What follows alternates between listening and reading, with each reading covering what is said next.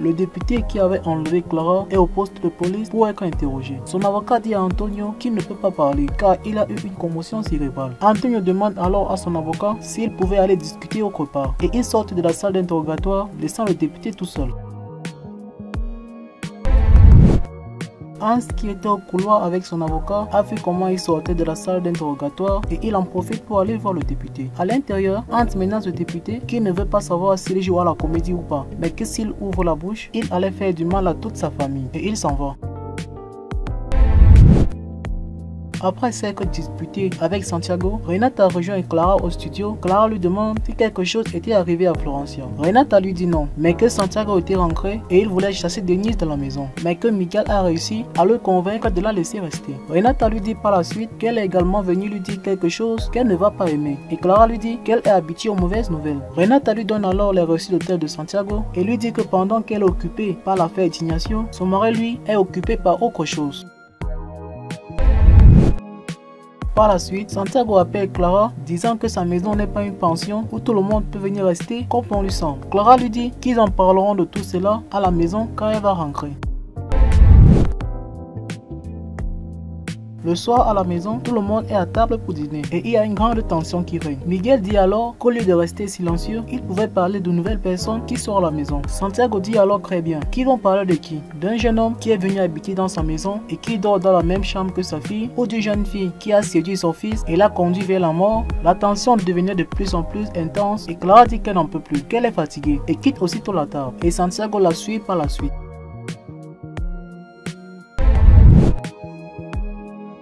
Santiago rejoint Clara dans le bureau et elle lui remet les documents que Renata lui avait donnés en journée au studio, disant que ce sont des factures d'hôtel qu'il a réservées ici à Mexico alors qu'il a une maison. Santiago lui dit qu'il y était allé pour prendre un verre avec ses clients et Clara lui dit qu'on ne prend pas un verre avec ses clients dans une chambre d'hôtel. Santiago lui demande qu'elle essaie d'insinuer qu'il lui est infidèle et Clara lui dit qu'elle veut juste savoir la vérité. Santiago avoue ensuite disant qu'il est fatigué de mentir et Clara lui dit que toutes les fois où il ne rentrait pas dormir à la maison, disant qu'il est envahi par le travail, il était en effet dans des chambres d'hôtel. Et elle lui dit également que s'il ne se sent plus à l'aise avec elle, la porte lui est grandement ouverte. Santiago lui dit qu'il se sentait seul parfois, mais Clara lui dit que ce n'est ni une excuse ni une justification. Santiago lui dit qu'il avait besoin d'un contact avec un autre corps, qu'il avait besoin d'affection et d'amour. Et Clara lui dit par la suite qu'elle ne sait pas ce qui va arriver à leur mariage.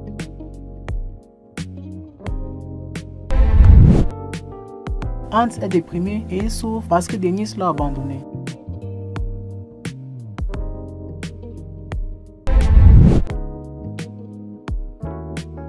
Quelques heures après sa discussion avec Clara, Santiago se rend dans la salle à manger pour boire de l'eau. Renata arrive ensuite et Santiago lui demande pourquoi elle veut détruire son mariage et comment elle a pu aller raconter toutes ces choses à Clara. Renata lui répond que quelqu'un doit dire la vérité dans cette maison. Santiago la menace ensuite disant qu'elle arrête avec ce jeu, sinon il y aura de graves conséquences pour elle.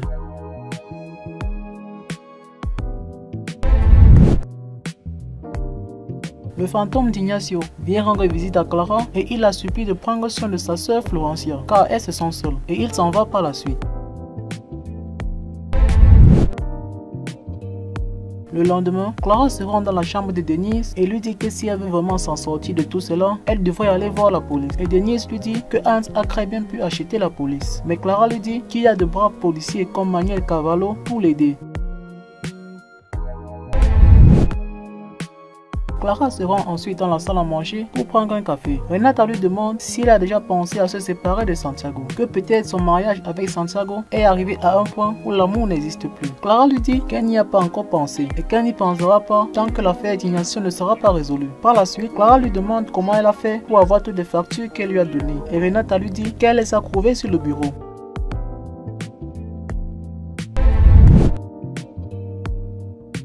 Peu de temps après, Clara fait venir le détective à la maison et elle lui donne le nom d'un prisonnier et celui d'un gardien de prison pour qu'il enquête sur eux, car l'un d'eux peut prouver que Guiro ne s'était pas suicidé en prison. Le détective lui dit qu'il pense qu'il n'est pas la bonne personne pour faire cette enquête et Clara lui demande pourquoi. Il lui dit que son mari l'avait d'abord engagé et que si ça ne la dérange pas, il aimerait d'abord lui en parler, car il n'aimerait pas qu'il y ait un conflit d'intérêts entre ses clients. Antonio et ses collègues sont en train de travailler. Loreto les rejoint et leur dit que le député Mario Escobedo s'était échappé. Et Antonio dit qu'il ne comprend pas car il était assigné à résidence et était surveillé en permanence. La nouvelle inspectrice dit alors qu'elle va donner l'alerte dans les aéroports ainsi que dans les gares routières. Le détective privé est avec Santiago et il lui fait part de ce que Clara lui a demandé. Santiago lui dit qu'il n'y a pas de problème, mais que s'il découvre quelque chose, qu'il vienne d'abord lui en parler avant d'aller le dire à Clara. Par la suite, Santiago lui remet une photo de Gabriel lui demandant d'enquêter sur lui et qu'il essaie de prouver des informations compromettantes sur lui avec lesquelles il pourrait le faire chanter.